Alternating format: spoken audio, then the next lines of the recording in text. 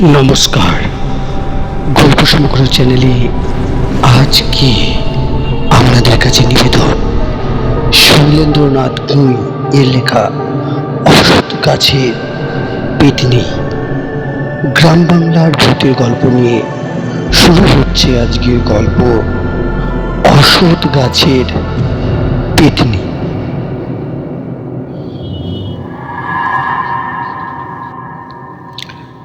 গ্রামের শেষ প্রান্তে জলাধারে একটা প্রকাণ্ড অশ্বত্থ গাছ আছে।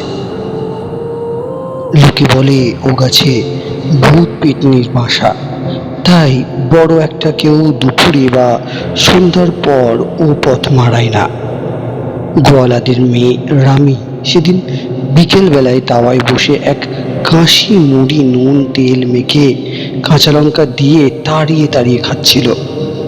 এমন সময় মা এসে হাঁক দিলেন, রামি, কালী গাইটা এখনো ঘরে ফিরল না, যা খুঁজে নিয়ে আয়।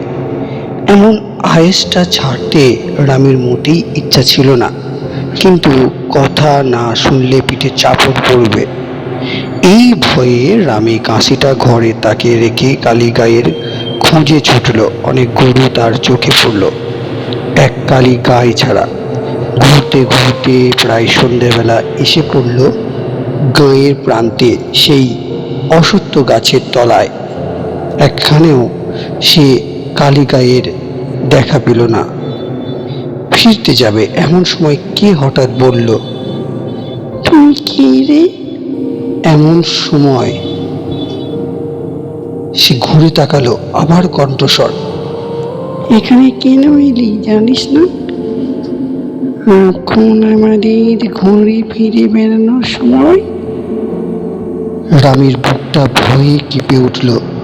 তার এতক্ষণ ভূত পেতনির কথা মনেই ছিল না, শুধু কালী গায়ের কথাই তার মাথায় ঘুরছিল।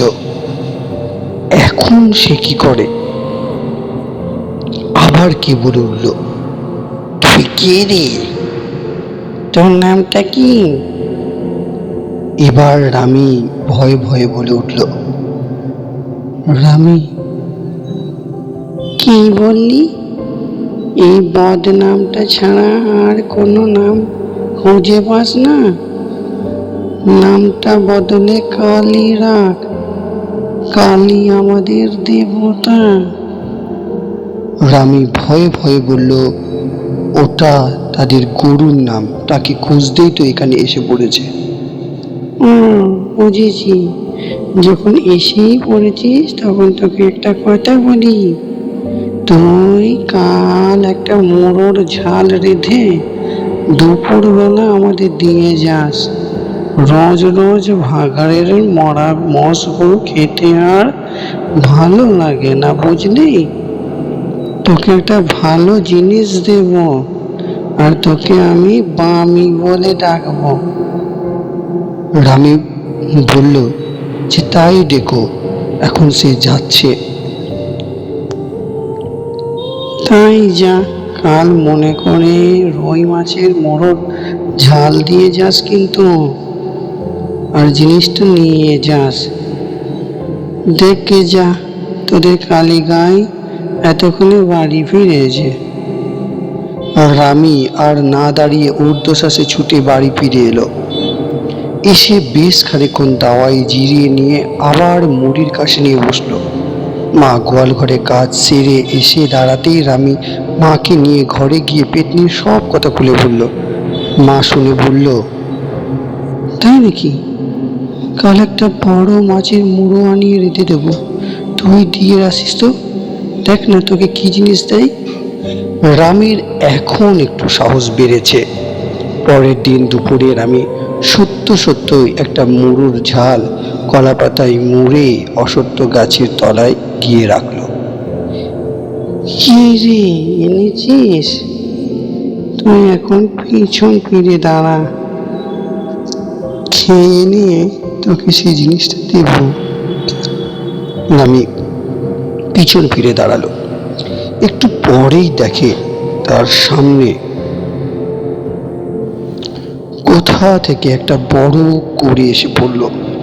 সঙ্গে সঙ্গে পেতনিটা বলে উঠল, এটা নিয়ে যা, চুলের সঙ্গে বেঁধে রাখবি, আর এই কড়ি ধোয়া জল যাকে খাওয়াবি তার সব ব্যামো সেরে যাবে। তবে মাঝে মাঝে আমায় মোড়ো ঝাল দিয়ে যাস। 2-4 দিনের মধ্যে কড়ির গুণের কথা প্রকাশ হয়ে পড়ল, কিন্তু কোথা থেকে কিভাবে কড়িটা পাওয়া গেছে সেটা খুব গোপনে রাখা হলো। রামের মা প্রচার করে দিল রামের স্বপ্নে এক মহাপুরুষের কাছে এটা পেয়েছে। রামিদের বাড়িতে চারিধার থেকে লোক আসতে লাগলো। 1 টাকা থেকে 5 টাকা ফি হয়ে গেল কড়ি ধোয়া জল খেতে। যাদের শক্ত ব্যামো তারা স্বেচ্ছায় 10-20 টাকা দিতে লাগলো। রামিদের বাড়িতে মা লক্ষ্মী উথলে উঠলেন। হঠাৎ একদিন প্রায় সন্ধ্যের সময় রামের মাথায় হাত দিয়ে দেখে ঘড়িটা চুলে বাঁধা নেই। কোথায় গেল? তন্ন তন্ন করে খুঁজেও কোথাও পাওয়া গেল না। পরের দিন সকালে রামি ছুটল অশ্বত্থরায়। গিয়ে দাঁড়াতে কে বলে উঠল, কে রে, কড়িটা হারিয়েছিস বুঝি? তা পিছনে গিয়ে ওপরের দিকে যেয়ে দেখ।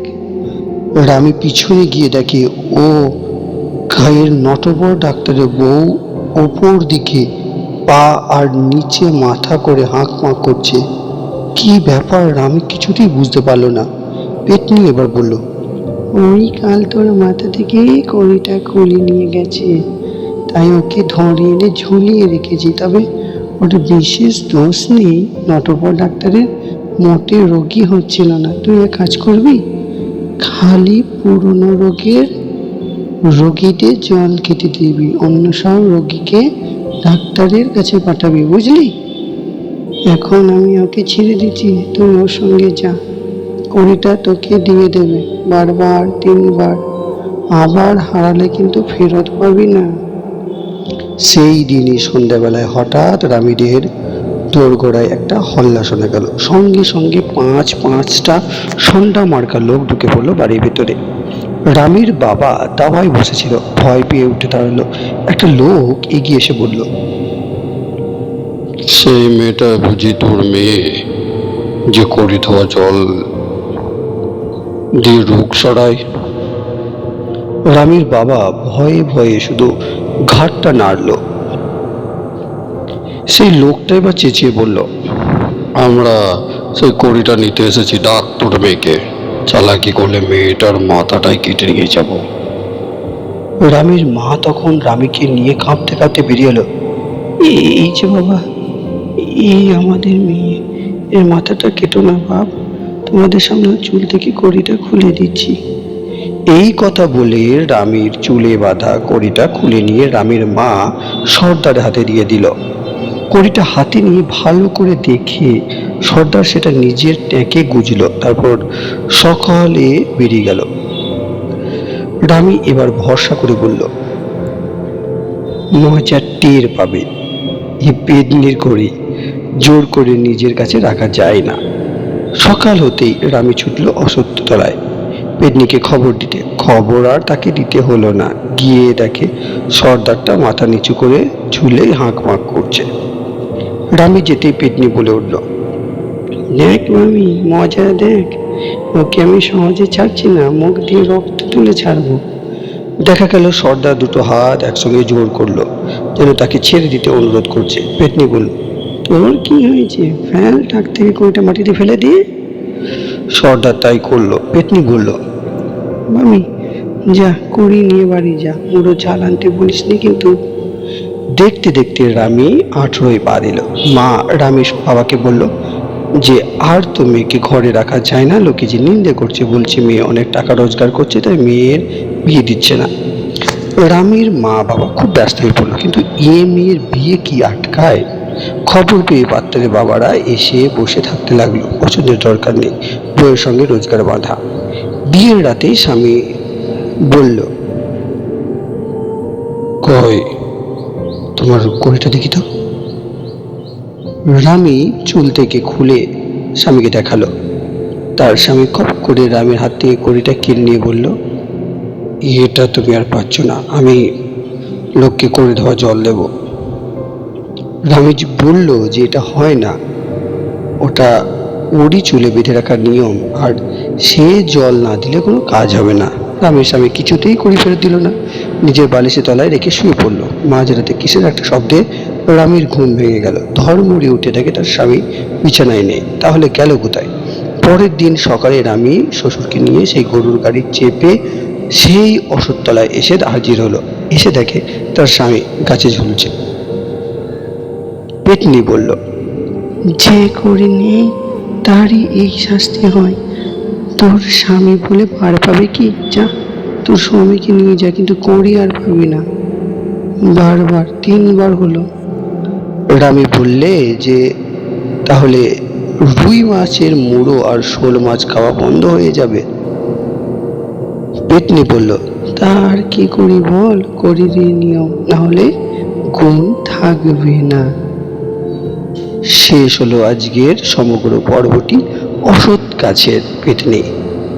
গল্পটি কেমন লাগলো অতি অবশ্যই আপনারা কমেন্ট করে জানাবেন। চ্যানেলটির সঙ্গে জুড়ে থাকবেন। ধন্যবাদ।